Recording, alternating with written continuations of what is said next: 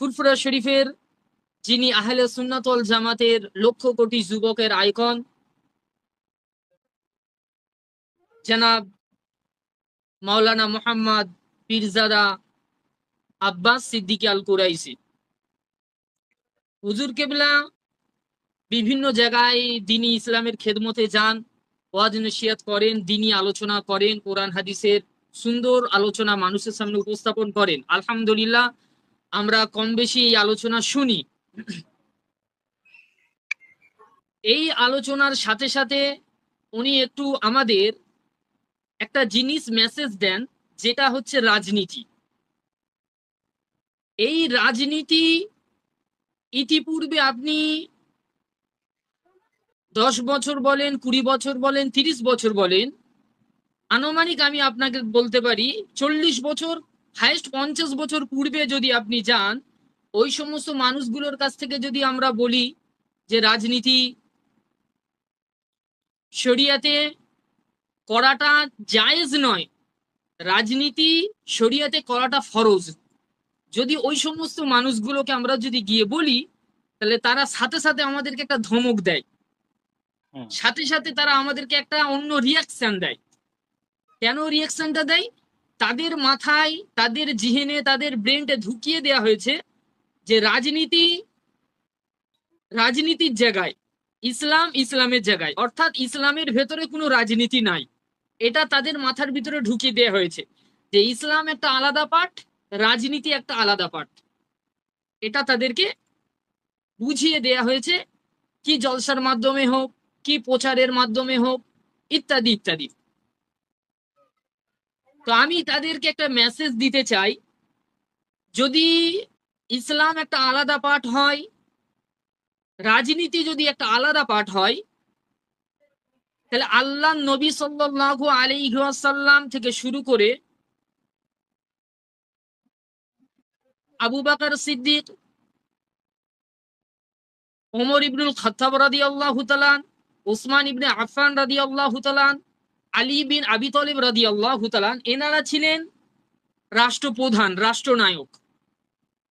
তাহলে রাজনীতি যদি আলাদা পার্ট হয়, ইসলাম যদি আলাদা পার্ট হয়, তাহলে ইসলামে থাকা অবস্থায় আল্লাহ নবী থেকে শুরু করে 4জন খোলাফায়ে রাশিদিন, এনারা ইসলামী রাষ্ট্রনায়ক হলেন কেন? এটা আপনাকে বুঝতে হবে।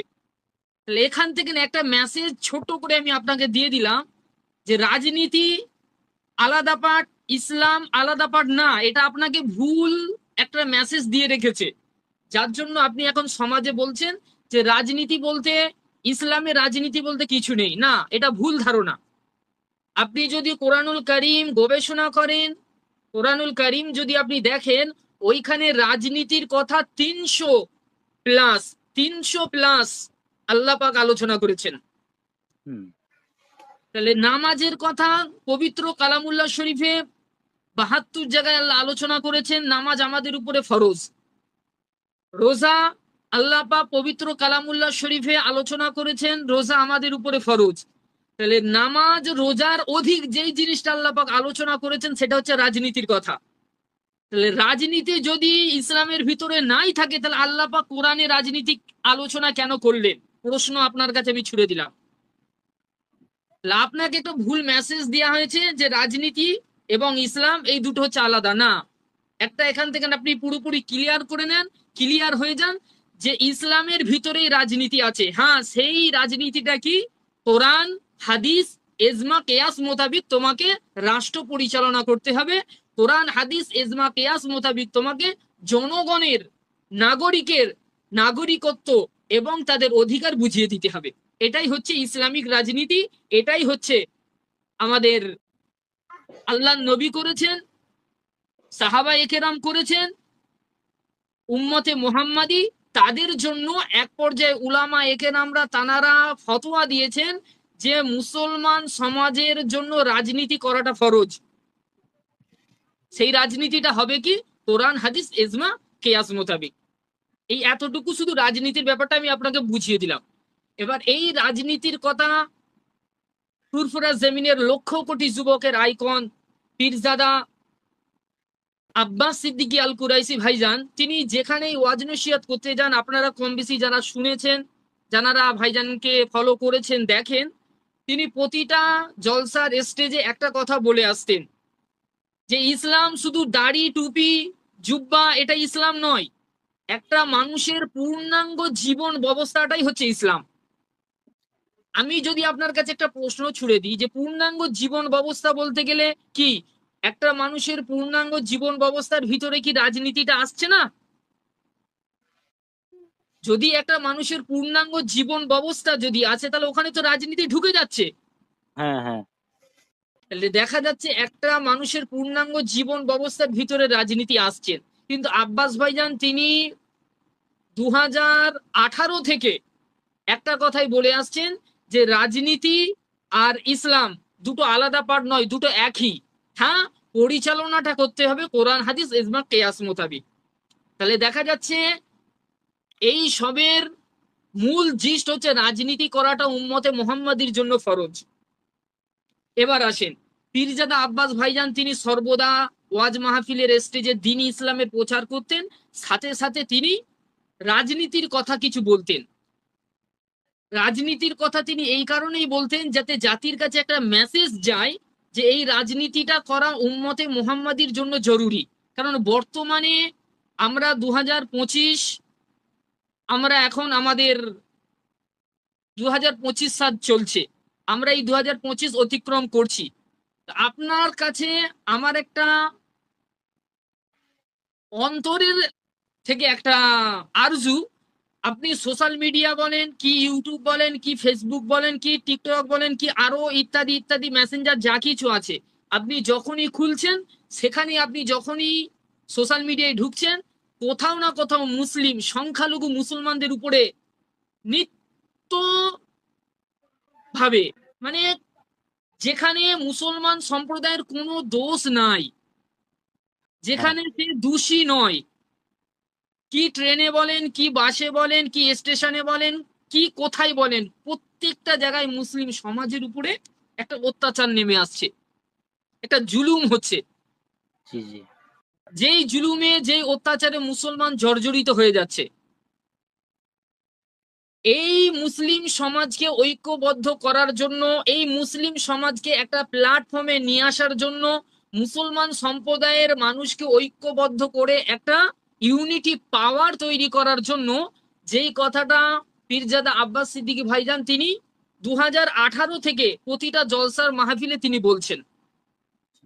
তানার বলার পেছনে একটাই উদ্দেশ্য ছিল যে মুসলিম সমাজ লাঞ্ছিত বঞ্চিত পদদলিত, যেখানেই যাচ্ছেন আপনি যেখানেই যাবেন আপনার মাথায় যদি টুপি দেখে, আপনার মুখে যদি দাড়ি দেখে, আপনার পরনে যদি জুব্বা দেখে, আপনাকে একটা অন্য চোখে দেখছে। যেটা আমার সাথে একটা ঘটেছে, একটা ছোট্ট ঘটনা বললে আপনাদের কাছে ক্লিয়ার হবে। আমার এই ফয়েজউদ্দিন ভাই, আমরা সব আলিয়ারই স্টুডেন্ট। আমি যখন এই ফুরফুরা জমিন থেকে আলিয়া ইউনিভার্সিটিতে ক্লাসে যাই তো আমাকে প্রায় 3 ঘন্টা রাস্তা অতিক্রম করে যেতে হয়। তো এখান থেকে আমি যখন ডানকুনি থেকে শিয়ালদা টু লোকাল আমি ধরি, ইতিপূর্বে আমরা বহুবার শহর এলাকায় গিয়েছি। হিন্দু মুসলমান আমরা ভাই ভাই, আমরা একে অপরকে সাথে করে নিয়ে জীবনযাপন করেছি, করছি, ইনশাল্লাহ আমরা করতে চাই। কিন্তু বর্তমানে শাসক দল এই হিন্দু ভাইদের ভিতরে এমন একটা বীজ রোপণ করে দিচ্ছে, এমন একটা বীজ তাদের ভিতরে ঢুকিয়ে দিচ্ছে যে আমাদেরকে তারা শত্রু হিসাবে দেখছে। যখন আমি আলী ইউনিভার্সিটিতে যাওয়ার জন্য ট্রেনে করে যাতায়াত করি তখন কিছু হিন্দু সম্প্রদায়ের মানুষ, তার সামনে যদি জায়গা ফাঁকা থাকে, যখন আমরা ভাই ভাই ছিলাম তখন হিন্দু মানুষরা ডেকে আমাদেরকে সিট ছেড়ে দিতেন, বাবা এখানে বসো, বাবা তুমি কোথায় যাবে, বাবা তুমি কি নিয়ে পড়াশোনা করছো, তোমার পরের ভবিষ্যৎ, তোমার চিন্তাধারা, তোমার চিন্তা ভাবনা কি আছে, এইরকম কথা জিজ্ঞাসা করতেন। শুনে আমরা আলহামদুলিল্লাহ খুশি হতাম, কেননা আমরা ভাই ভাই, আমরা একই মাটিতে জন্মগ্রহণ করেছি, আমরা একই প্লেটে খেয়ে বড় হয়েছি, আমাদের ভিতরে শত্রুতা নেই, হিংসা নেই, বিদ্বেষ নেই। কিন্তু এই 2023 থেকে নিয়ে আজ 2025, এই দুটো সাল এমন একটা জায়গায় পৌঁছে গেছে, আমি ট্রেনে উঠছি, জায়গা ফাঁকা আছে, সিট ফাঁকা আছে, আমার হিন্দু ভাই যে আমাকে ডেকে কিংবা আমি যদি এসে বলি যে একটু সাইড দেন আমি বসবো, তার সাথে আমার সাথে যেন একটা গভীর শত্রুতা, তার সাথে আমার সাথে যেন একটা মানে কি বলবো হিংসা, এই যে বীজটা তাদের ভিতরে ঢুকিয়ে দিয়েছে এই শাসক দল এসে, কি কেন্দ্র বলেন কি রাজ্য বলেন, হিন্দু মুসলমানদেরকে বিভেদ করতে চাচ্ছে, আলাদা করতে চাচ্ছে, তাদের ভিতরে বিচ্ছেদ সৃষ্টি করতে চাচ্ছেন। এই জিনিসটা যাতে না হয়, এই হিন্দু মুসলমানের ভিতরে বিভেদটা যাতে না হয়, তার জন্য পীরজাদা আব্বাস সিদ্দিকী ভাইজান তিনি একটা রাজনৈতিক দল, যেটাকে আমরা আইএসএফ ইন্ডিয়ান সেকুলার ফ্রন্ট বলে আমরা জানি, তিনি একটা রাজনৈতিক দল তিনি প্রতিষ্ঠা করলেন। তো আলহামদুলিল্লাহ আপনারা কম বেশি সকলেই জানেন যে এই দলটা অতি অল্প সময়ের ভিতরে এত হাইলাইট হচ্ছে, এত জনপ্রিয়তা বাড়ছে, এত মানুষের প্রভাব বাড়ছে, যেটা সোশ্যাল মিডিয়ায় আপনারা দেখেছেন। আলহামদুলিল্লাহ এর পিছনে উদ্দেশ্য কিন্তু একটাই, মানুষের অধিকারকে পাইয়ে দেওয়া, লাঞ্ছিত বঞ্চিত পদদলিত মানুষগুলোকে, ফুটপাতে পড়ে থাকা মানুষগুলোকে, কি দলিত কি আদিবাসী কি শিখ ইসাই পাঞ্জাবি ওইসব কিছু নয়, সমস্ত সম্প্রদায়ের মানুষকে একটা চোখে দেখা এবং তাদের অধিকার ফিরিয়ে দেওয়া। ইন্ডিয়ান সেকুলার ফ্রন্টের এটাই হচ্ছে উদ্দেশ্য, তাছাড়া আর কিছু নয়। এই দলটা যখন আব্বাস ভাইজান প্রতিষ্ঠিত করলেন, যখন আস্তে আস্তে আইএসএফ এর ফ্যান ফলোয়ার্স বাড়তে শুরু করলেন, তখন বর্তমানে রাজ্য সরকার যিনি আছেন তার চেলারা এই দলটাকে কি করে দমানো যায়, এই দলটাকে কি করে মানুষের কাছে খারাপ করা যায়, সেই রকম একটা মেসেজ বার্তা বিভিন্ন ধরনের পরিকল্পনা করতে শুরু করলেন, করে তাকে দমাবার চেষ্টা করলেন। কিন্তু জনগণ এখন সচেতন, জনগণ এখন বুঝতে শিখেছে, তারা জানছে কোনটা সঠিক কোনটা ভুল। এই জিনিসটা জেনে তারা একটা জিনিসকে মজবুত করে ধরছে, একটা জিনিসকে তারা কাছে টেনে নিচ্ছে। আমিও আপনাদের কাছে একটা মেসেজ দিতে চাই, আপনারা আপনাদের বিবেক দ্বারা বিবেচনা করেন যে কোন জিনিসটা সত্য। যিনি রাজ্য সরকার আর কেন্দ্র সরকার, কেন্দ্র সরকার আমাদেরকে ওপেন মারছে, রাজ্য সরকার আমাদেরকে ভিতরে ভিতরে মারছে। যদি বিস্তারিত আলোচনা করা হয় অনেক বড় একটা আলোচনা হয়ে যাবে, আপনারা বুঝে নেন। এই রাজ্য সরকারের কিছু চালাপলা এমনও কিছু কথা বলেছে, এমন রাজ্য সরকারের যিনি বড় মানে যিনি ওপর মহলে বসে আছেন তিনি পর্যন্ত এমন একটা কথা বলেছেন, যেই কথা যদি কোনো মুসলমান বলে তা তো ইমান যাবেই, এবং বলনেওয়ালা কোনো মানুষ বলেছে তাকে সাপোর্ট করা মানে দেখা যাচ্ছে ওই মুসলমানটার মুসলমানের খাতায় থাকলো না, সে তার অনুসারী হয়ে গেল। কেননা চুরি করা একটা অপরাধ, আর ওই চোরকে সাপোর্ট করা একই পাপের অধিকারী। গুনাহ করেছি, আমি কতল করেছি, আমি পাপী, আমি কতল করেছি, আমাকে যে কতল করতে দেখেছে সে যদি আমাকে সাপোর্ট করে সে একই পাপের অধিকারী। এই জিনিসটা আপনারা মাথায় রাখেন। তাহলে কেন্দ্র কি রাজ্য উভয়ই মুসলিম সম্প্রদায়ের উপরে একের পর এক নাজেহাল করতে শুরু করেছেন।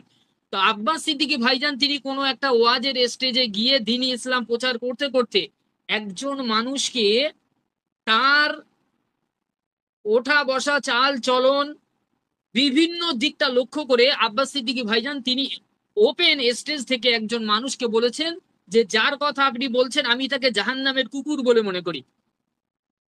তো একটা জিনিস আপনাকে আমি বোঝাতে চাই, একটা বিজ্ঞ মানুষ, জ্ঞানী মানুষ, পণ্ডিত মানুষ যখন কোনো মানুষকে এইরকম একটা কথা বলছে, তো সেই কথাটা আপনাকে একটু যাচাই করতে হবে যে কেন কথাটা বললো, কিসের জন্য বললো, তিনি কি পাগল, তিনি কি মাজনুন, না, তিনি তো একজন আলেম, তিনি তো একজন জ্ঞানী, কোটি কোটি যুবক, কোটি কোটি মানুষ, কোটি কোটি ইমাম তাকে সাপোর্ট করছে, তাকে বাপজান হিসাবে ভাইজান হিসাবে মানছে। তো সেই মানুষটা একজন মানুষকে জাহান্নামের কুকুর কেন বলল, এখানে আপনাকে একটু ভাবতে হবে।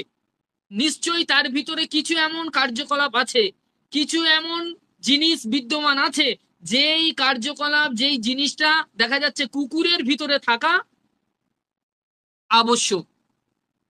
যেমন যেই মানুষটাকে কেন্দ্র করে বলেছে তিনি শাসক দলের কোনো একজন উচ্চ পদস্থ মানুষ তাকে বলেছে, ওই মানুষটাকে সোশ্যাল মিডিয়াতে দেখা যাচ্ছে পুজো মণ্ডপে গিয়ে পুজোর প্যান্ডেল উদ্বোধন করছে, পুজোর যে তোমার প্রদীপ হয় সেই প্রদীপটাকে জ্বালাচ্ছে, তাদের যে বেল্ট উদ্বোধন করার জন্য যে বেল্ট সেই বেল্ট কাটছে। আবার তাদেরই একটা উচ্চ পদস্থ লোক, সে বলছে আমাদের আল্লাহ, এইরকম, আমি নামটা উচ্চারণ করে দিলাম, আমি নাম উচ্চারণ করতে চাইনি, এরকম ভাবে বিভিন্ন ধরনের একটা আলোচনা করছে। তো এই যে মানুষটাকে, এই যে উচ্চ পদস্থ মানুষগুলো এইরকম কার্যকলাপ গুলো করছে, তাহলে তাকে, এই কার্যকলাপগুলো একজন মুসলমানের ভিতরে আসতে পারে? যদি এসে যায়, সেই মুসলমান মুসলমানের খাতায় থাকছে না মুসলমান থেকে বেরিয়ে যাচ্ছে, এই জিনিসটা ভাবার। এই সম্পর্কে আমি আপনাকে একটা আল্লাহ পাকের পবিত্র কালাম সূরা আরাফের 179 নম্বর আয়াত আমি আপনাকে দেখতে বলছি। সূরা আরাফ 179 নম্বর আয়াতুল কারিমায় আল্লাহ তাআলা বলছেন, ওয়ালাকাদ যারানা লি জাহান্নামা কাসীরাম মিনাল জিন্নি ওয়াল ইনস, আমি আল্লাহ পাক অধিক সংখ্যক জিন এবং মানুষের জন্য জাহান্নামকে বানিয়েছি। ভালো করে বুঝবেন, ওয়ালাকাদ যারানা লি জাহান্নামা কাসীরাম মিনাল জিন্নি ওয়াল ইনস, একাধিক জিন এবং মানুষের জন্য আমি আল্লাহ পাক জাহান্নামকে সৃষ্টি করেছি, বানিয়েছি। লাহুম কুলুবুল লা ইয়াফকাহুনা বিহা ওয়ালাহুম আ'য়ুনুল লা ইউবসিরুনা বিহা ওয়ালাহুম আযানুল লা ইয়াসমাউনা বিহা উলাইকা কাল আনআম বাল হুম আদল।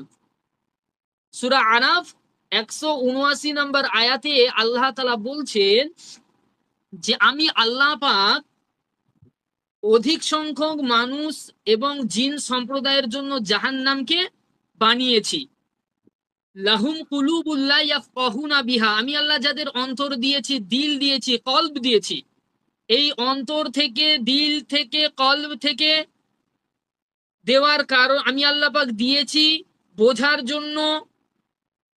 ওই মানুষটা বুঝেও না বোঝার ভান করলো, সে জানছে এই জিনিসটা শিরিক, আমি এই জায়গায় যাচ্ছি, এই জায়গাটায় যাওয়া আমার শিরিক, আমি এই জিনিসটা উদ্বোধন করছি, এই উদ্বোধনটা আমি মুসলমান, আমার দ্বারা বৈধ নয়, আমি এই কাজটা করছি, এই কাজটা আমার দ্বারা হওয়াটা অসম্ভব, আমি এই কথাটা বলছি, এই কথাটা আমার দ্বারা বেরোনো মানে আল্লাহর সাথে শিরিক করা, আমার ঈমান নষ্ট হওয়া। তাহলে আমি এই কথাগুলো বুঝছি, বুঝেও আমি না বোঝার ভান করছি। আল্লাহ বলছে আমি তার অন্তর দিয়েছি বোঝার জন্য, সে বুঝেও না বোঝার ভান করলো। ওয়ালাহুম আ'য়ুনুল লা ইউবসিরুনা বিহা, আমি আল্লাহ তাকে চোখ দিয়েছি দেখার জন্য। সে যে এই এত জায়গায় যাচ্ছে, কি পূজা মণ্ডপ বলেন, কি এই বলেন, কি ওখানে বলেন, কি সেখানে বলেন, এত জায়গায় সে যাচ্ছে, দেখছে, দেখেও সে না দেখার ভান করছে। ওয়ালাহুম আযানুল লা ইয়াসমাউনা বিহা, আমি আল্লাহ কান দিয়েছি শ্রবণ করার জন্য।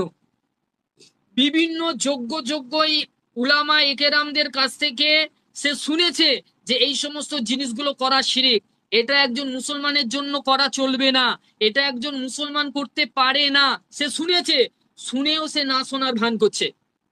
এই তিনটে জিনিস, অর্থাৎ সে অন্তর থেকে অনুভব করেও না করার ভান করছে, কান ধারা শুনেও না শোনার ভান করছে, চোখ দিয়ে দেখেও না দেখার ভান করছে। আল্লাহ পাক এই মানুষটাকেই বলছে উলাইকা কাল আনাম, এরাই হচ্ছে চতুষ্পদ জন্তুর।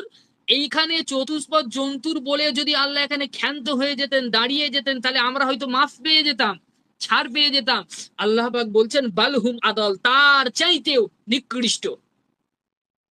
তাহলে আল্লাহ পাক স্বয়ং মানুষকে দিল দিয়েছে, চোখ দিয়েছে, কান দিয়েছে, দিল অনুভব করার জন্য অনুভব না করেও না করার ভান করছে, শুনেও না শোনার ভান করছে, দেখেও না দেখার ভান করছে। আল্লাহ বলছে এরাই হচ্ছে চতুষ্পদ জন্তু। তাহলে এখানে আমার একটা আপনাদের কাছে প্রশ্ন, যেই মানুষটা এইরকম শিরিকিয়াত কার্যকলাপ করে, এই রকম ভাবে জাতির কাছে একটা ভালো মানুষ হওয়ার জন্য একজন মানুষের জানকে জান বলে মনে করছে না, ওপেন দাঁড়িয়ে তার জীবন নিয়ে নিচ্ছে, তার প্রাণ নিয়ে নিচ্ছে, যেখানে যাওয়াটা তার জন্য শিরিক সেখানে গিয়ে সেই কাজ করছে। তাহলে ওই মানুষটাকে যদি একজন যোগ্য আলেম মানুষ যদি এই কথাটা বলে, যোগ্য আলেম মানুষ যদি এই কথাটা বলে, তাহলে এখান থেকে কোরআনে আল্লাহ পাক চতুষ্পদ জন্তুরের কথা কাকে বলেছে? ওকেই বলেছে। এইখানে আবার এই ভিডিওটাকে আমি দেখে আরেকটা জিনিস এখান থেকে পেলাম, সেটা হচ্ছে এখানে আবার একজনের বক্তা কাটিং করে তার প্রমাণ দিচ্ছে যে সে যতই অপরাধ করুক না কেন কিন্তু তোর মতো এইরকম কাজ করছে না।